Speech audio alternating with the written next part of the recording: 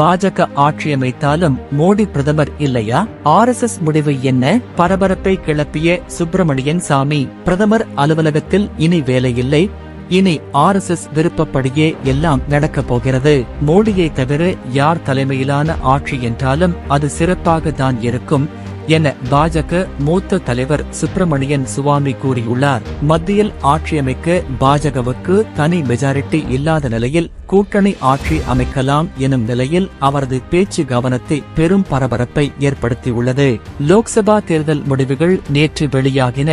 மொத்தம் 543 தொகுதிகள் உள்ள நிலையில் மத்தியில் ஆட்சியை பிடிக்க 272 இடங்களில் வெற்றி பெற வேண்டும். ஆனால் நேற்றைய தேர்தல் முடிவில் எந்த கட்சிக்கும் தனித்து ஆட்சியை பிடிப்பதற்கான மெஜாரிட்டி கிடைக்கவில்லை.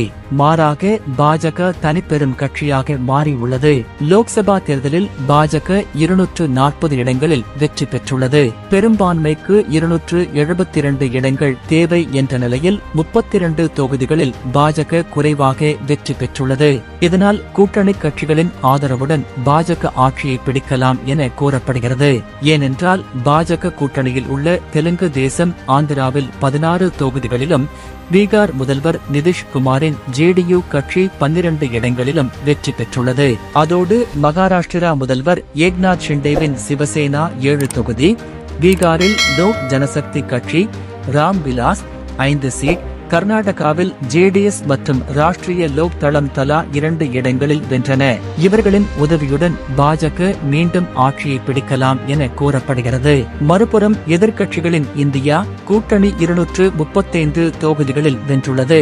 இதில் காங்கிரஸ் 99 சீட்டுகளை கைப்பற்றியுள்ளது.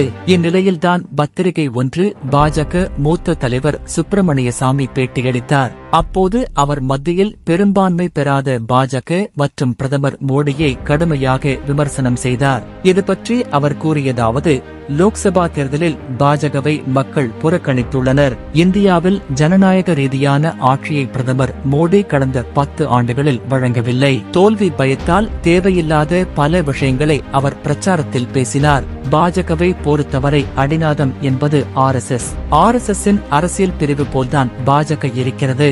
ஆனால் கடந்த 10 ஆண்டுகளில் படிப்படியாக நிலைமை மாறியது. RSS உழைப்பில் வெற்றி பெற்று ஆட்சிக்கு வந்த மோடி தலைமையிலான பாஜக அரசின் செயல்பாடுகள் மாறியுள்ளது. அடிப்படை சித்தாந்தங்களில் இருந்து விலகிவிட்டனர். இதனை நான் பொது வெளியில் விமர்சனம் செய்தேன். தவறுகளை திருத்தக் கூறினேன். ஆனால் அவர்கள் செய்யவில்லை. பாஜக சிறந்த ஆட்சியை கொடுக்க வேண்டும் என்று நினைத்தவர்களுக்கு மோடி அதிர்ச்சி அளித்துள்ளார். பிரதமர் அலுவலகத்தில் இனி வேலையில்லை, இனி RSS விருப்பப்படியே எல்லாம் நடக்கப் போகிறது. மோடியை தவிர யார் தலைமையிலான ஆட்சி என்றாலும் அது சிறப்பாக தான் இருக்கும். இந்த ஆட்சியில் எனது பங்கும் இருக்கும் என கூறியுள்ளார். இதனால் மத்தியில் மீண்டும் பாஜக ஆட்சி அமைந்தாலும் கூட பிரதமராக மோடி பொறுப்பேற்க மாட்டாரா என்ற கேள்வி எழுந்துள்ளது.